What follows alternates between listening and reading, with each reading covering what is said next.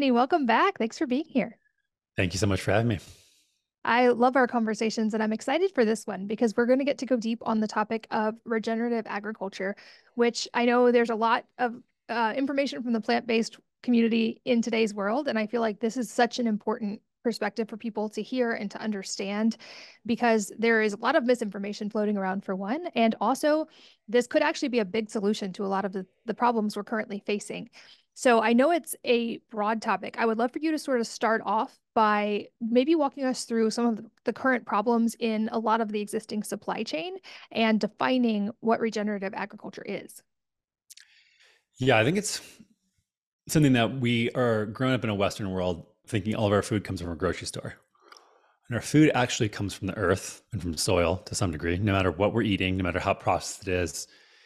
It always has its root in soil.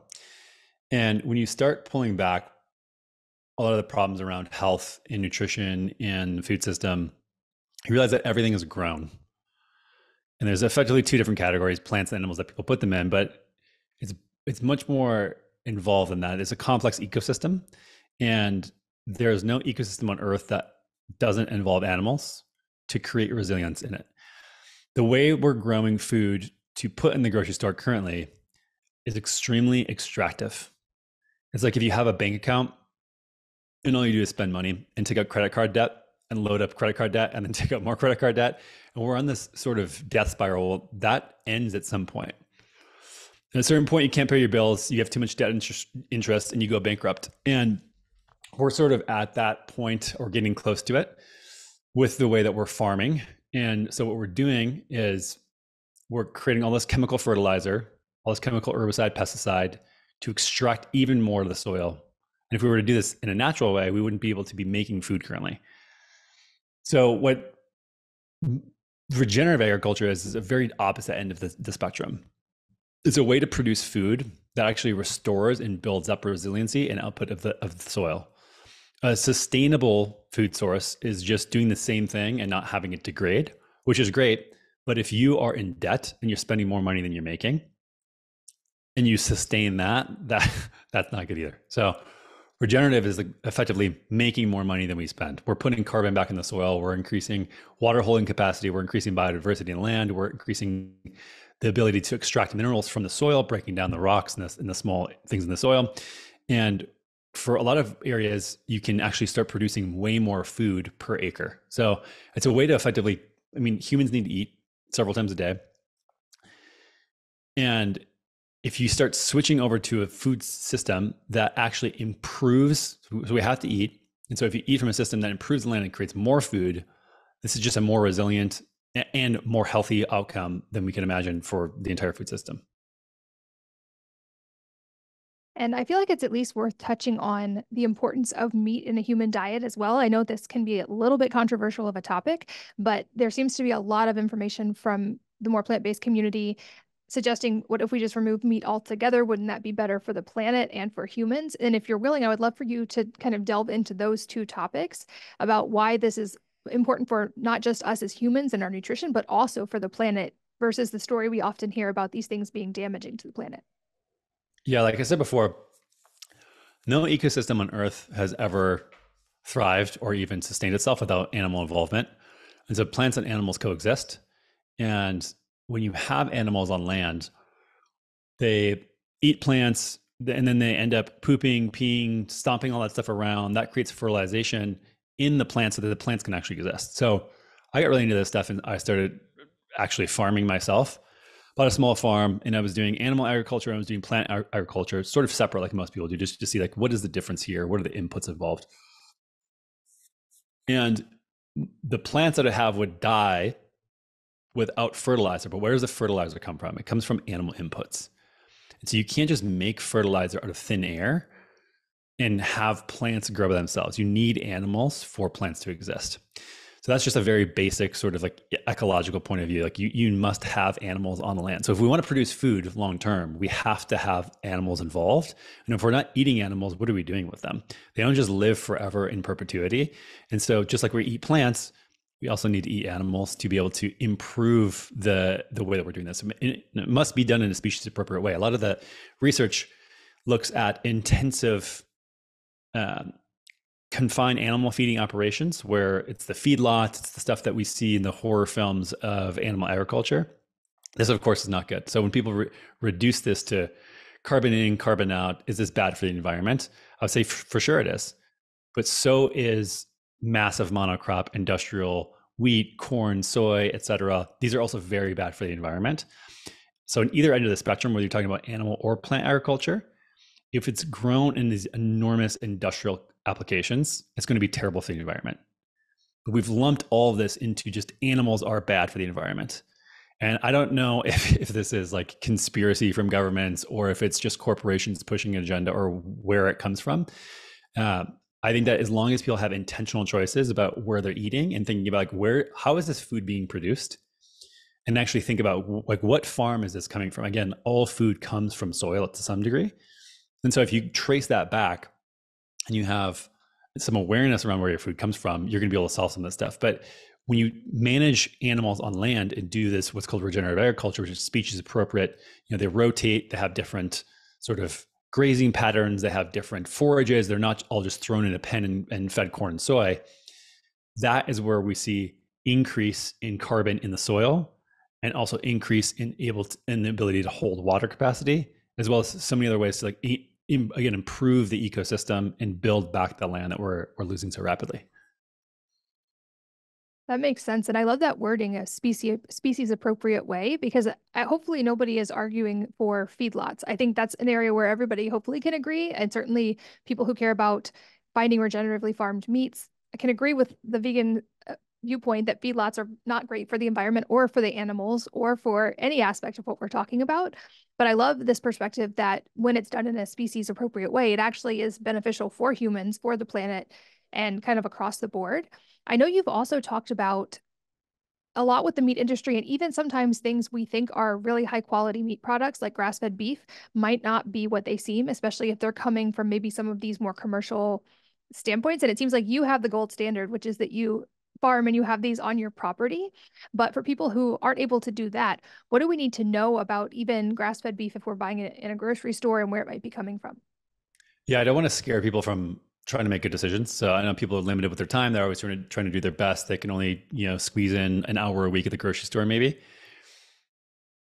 But this is we're looking for things like regenerative at a grocery store is going to be the cream of the crop. Brands like Force of Nature do a really good job at this. But grass-fed has become sort of the new organic, where you go to a really large organic, any produce type of organic field, and most of them actually look like wastelands. They are technically organic because they've checked certain boxes, but they're not places where you want to actually eat food from. And the same with grass-fed beef. Just because it says grass-fed, I mean, most grain-fed cattle are fed corn and soy, but a lot of grass-fed meat can actually be fed alfalfa pellets and a bunch of artificial vitamins, minerals, et cetera, and be kept in the feedlot the same way. But instead of corn and soy, they're basically fed the grasses before they go to seed. And so that's the difference between grain-fed and grass-fed in the commercial standpoint, is pretty much the same exact environment. The animals are confined. They don't have an area to move. They're being fed processed feed. And a lot of that actually looks the exact same when you look at it from a metabolomic standpoint. When you look at it from the nutrition of the animal, the genomics of the animal, grain-fed, and some of this quote-unquote grass-fed looks the same. And this is where consumers want cheaper prices.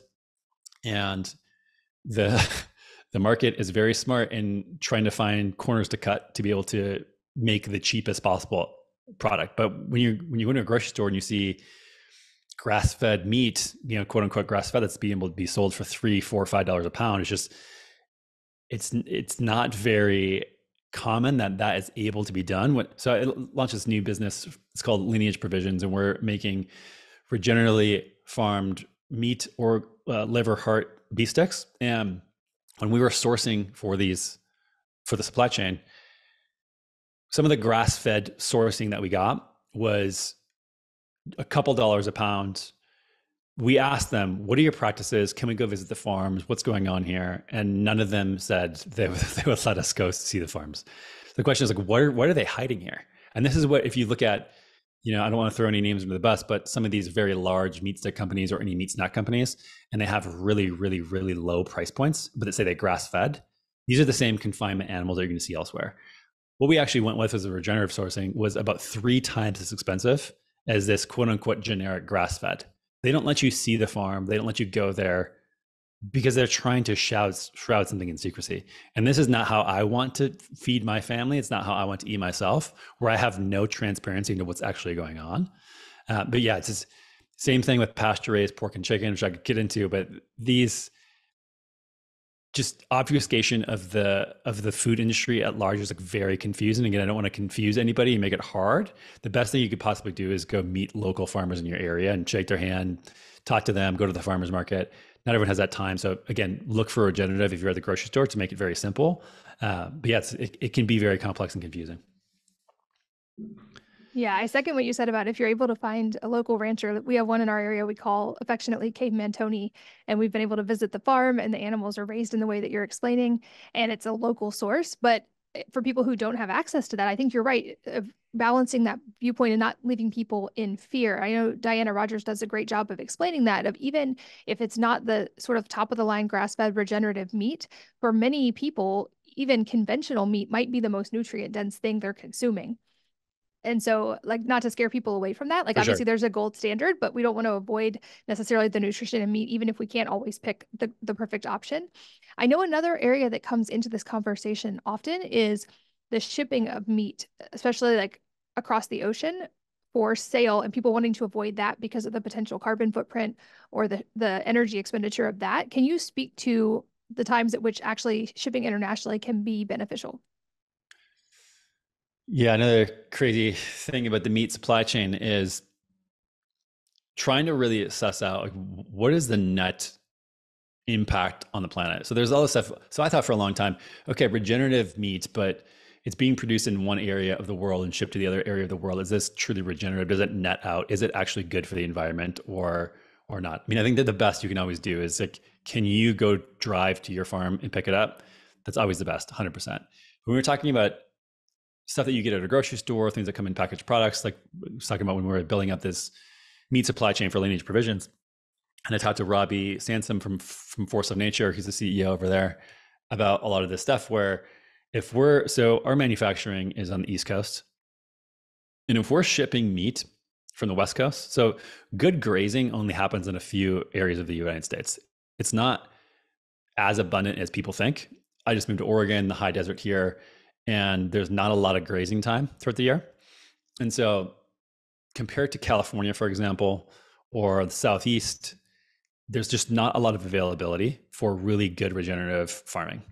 It can be done for sure, and it's really good for ecosystems, but the cream of the crop where a lot of the volume comes from certain grasslands. So if we're sourcing from California and shipping to the East Coast on a truck, we loaded a semi truck up, and the friction that driving from the West Coast to the East Coast, a couple thousand miles across the United States, is about 1,000 times more carbon demanding than if I were to put meat on a tanker ship, a cruise, like a big sea freight, and ship freight from Australia or New Zealand through the Panama Canal to the East Coast, and then from there go to our manufacturer.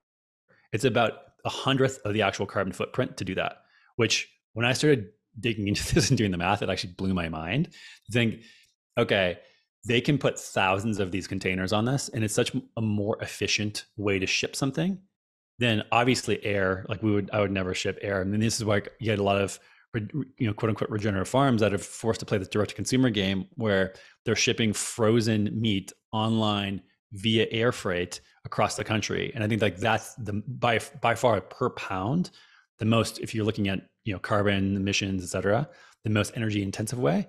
And by sea and by freight from Australia and New Zealand is actually way more efficient and better for the environment than even trucking across the United States. So it's a very big misconception that international is necessarily or is bad and domestic is always better. It's a very nuanced topic.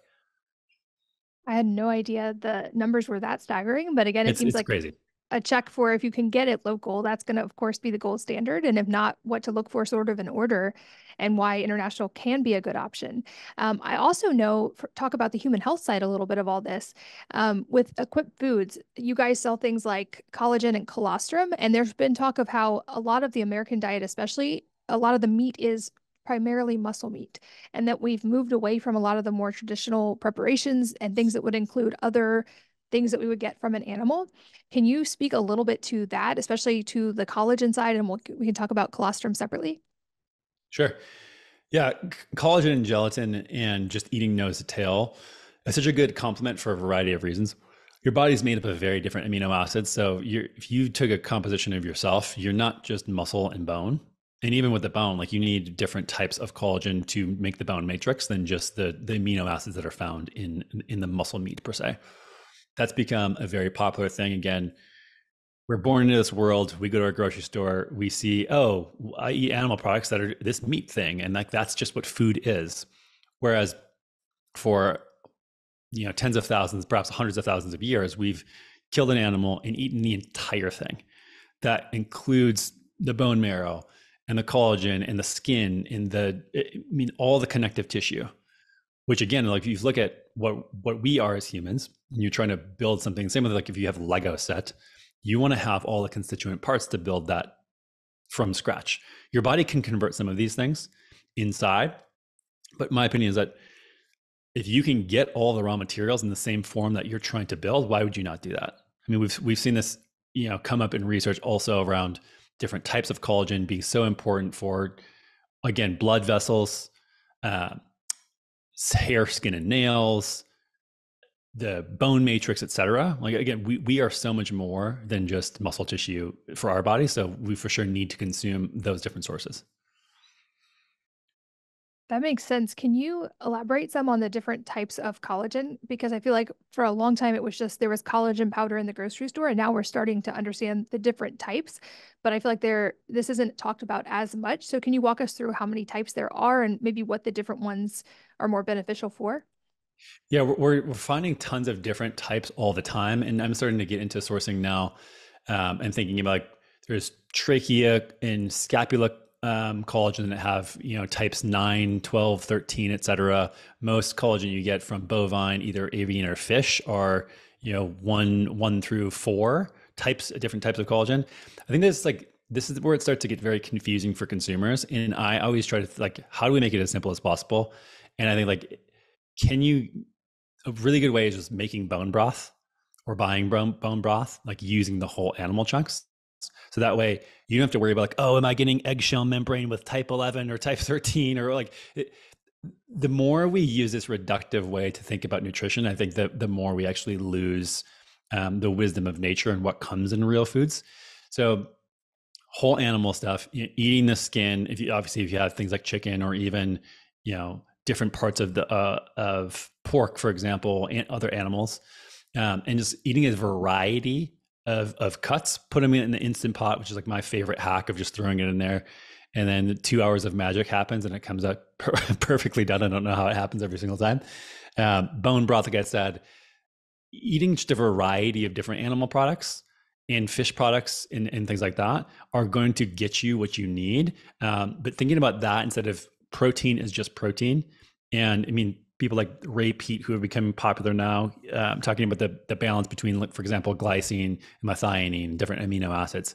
I like to remove this sort of, again, obsession about the details and make it as simple as possible. Just thinking about like, am I getting a variety of different parts of the animal? Yes or no? And then making it very easy from there.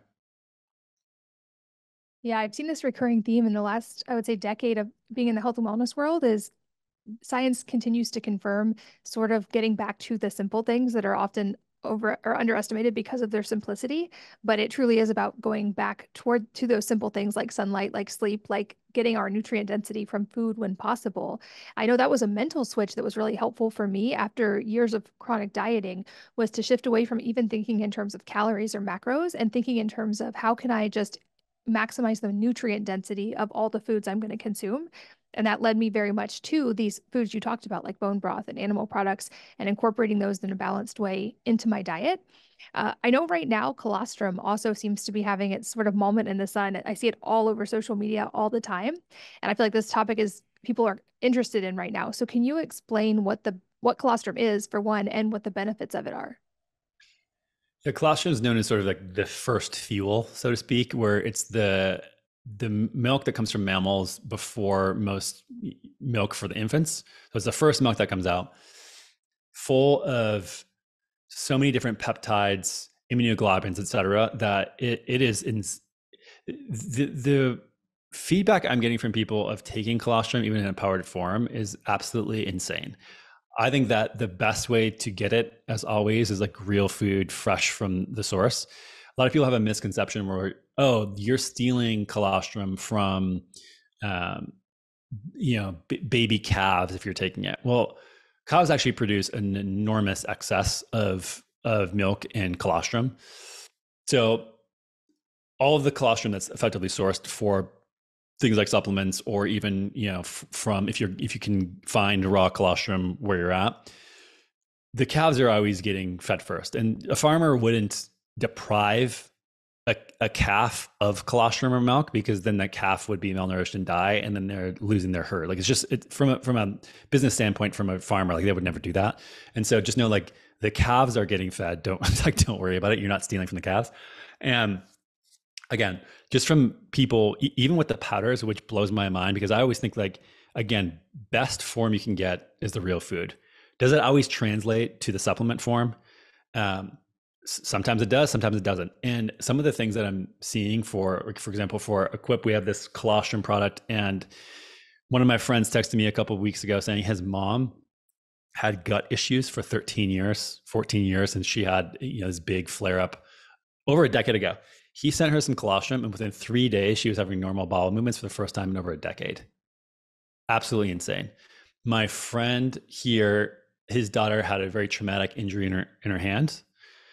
She had to take antibiotics because she had like a pretty massive surgery. Her gut was really messed up from the antibiotics. She took colostrum. Within 2 days, her gut was totally fixed. People are taking it and finding from the immunoglobulins with the immune system, seasonal allergies are completely disappearing. It's absolutely mind blowing how powerful this stuff is.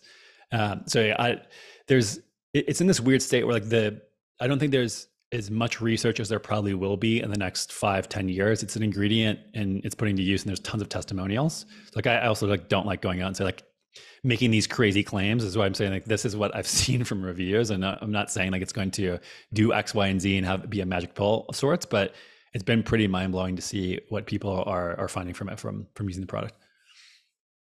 Yeah, I've seen it anecdotally in my kids for allergies and especially for the gut health. And I've heard from Mm. people who have taken it in pretty big doses to try to help with food intolerances and allergies and had resolution in that area. But an interesting anecdotal side effect I've heard from a few people now, and I'm curious if you've heard this too, is that they grew. Even in their 20s, they actually got a little bit taller, which Oh, to me interesting. kind of makes sense since this is our first food for baby cows in a high growth phase of their life. But have you heard any of that or seen any data about why that might be?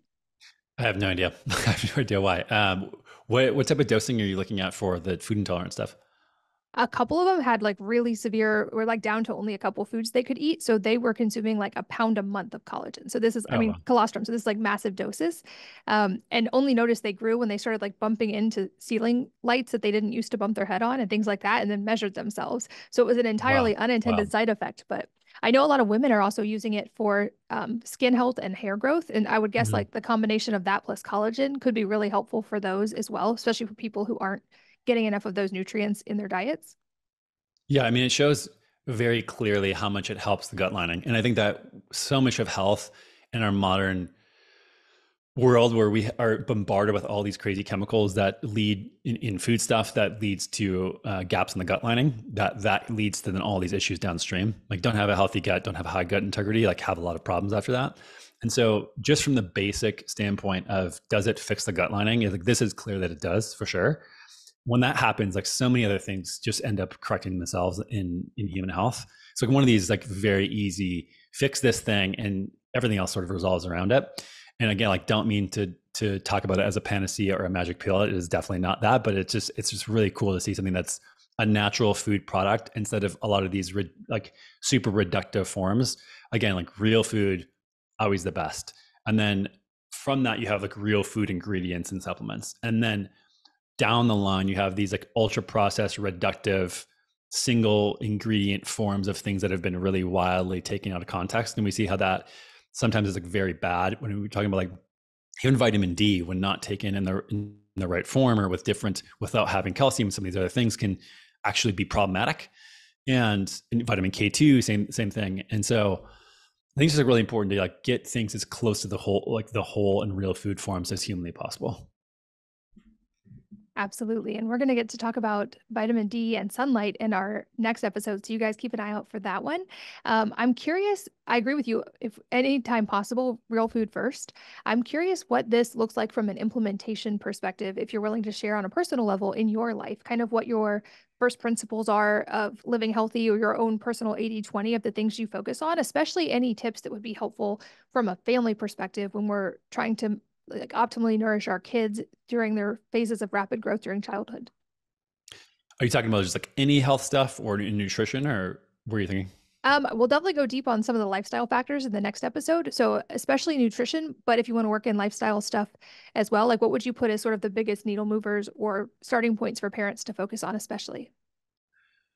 Man, for nutrition is just eating a whole foods based diet is just so important. And I've found, and I'm starting to dig into a lot of the nuance around local food, and science is starting to emerge. I mean, I've had this intuitive hit that eating local and seasonal is like the most important thing. Um, I just came up with this paper the other day, for example, showing that out of season oranges lead to a rapid accumulation of fat compared to in season oranges. Absolutely insane. And there's like all this stuff around. Is the food available in abundance in your environment? I'm starting to think of food more as a biochemical barcode that your body scans instead of just raw nutrients that it's intaking. Of course, it has that, but there's so much more to it than that. And again, like people obviously do the best that you can possibly do, and for some people, it's very easy to get access to real foods grown around them, and some people it's not. And so there's no need to like seek for absolute perfection here. And if you're eating Whole Foods from a Trader Joe's, that's going to be way better than eating anything packaged from a Whole Foods or anything else like that. So I always just try to prioritize real food for sure. Like it's the number one thing. I in my clinical practice, all the way to just experimenting with myself, seeing friends and family, this is always like the number one pillar of once you start switching to eating nose to tail animal products and not being afraid of either fat or carbohydrates. Like I went through this big keto phase where I thought carbohydrates were the devil, and it's just reverting to a mean of like there's a top end and a low end to everything. You can overdo or underdo most things. And when you're just eating real foods in a natural environment, there's times where you have high amounts of starchy tubers and fruits and vegetables and this omnivorous real food diet. And just nailing that in the basics of it is so much more important than trying to obsess about the very specifics of like what exact macro should I hit every single day, what nutrients or blah blah blah blah blah, and just like focusing on like the 80/20 and like am I just day over day getting real food? And then after that, after you hit that and it's a habit, it's ingrained, it's what you do no matter what. And the Doritos and the Snickers are no longer things that you look at and you even code as food. Like I go to a grocery store somewhere like that or a gas station and I look around. If I'm in a convenience store, all the packaged food there looks the same to me as the motor oil or the toilet paper. Like I don't even like code it as like this is an edible thing that I can put in my body. And until you get to that point, like you're just obsessed about real foods, like nothing else really matters. That's such a great point. And we're going to get to talk about some of those other factors and the stress side and the emotional health side as well in our next episode. But I think that's an important point is like you could be eating the on paper, the quote unquote most perfect diet in the world. And if you're eating it from a place of stress and fear, it's actually still not going to be as beneficial to your body as it could be. So I'm glad we're going to get to go deep on that topic. For now, where can people find out more about the different things that you mentioned, the regenerative meat sticks and as well as the food-based supplements from Equip Food? Yeah, so lineageprovisions.com are the meat sticks, and then equipfoods.com are the supplements. And again, it might seem ironic for me to talk about a real foods diet and then sell products that aren't in real food, whole food form. Again, like I think that you should always prioritize real food and like don't go buying packaged food or supplements if you can, if you haven't mastered that point yet. So like I don't want people to get it if they haven't focused on that. And then as far as the supplements I would equip, if real foods are the best, then supplementing with real foods is like second best thing to like cover any basis. And the same thing with lineage products is we wanted to make sure people had access to organs and organ meats, and this nose to tail product. So we also have like a beef collagen casing that it's wrapped in.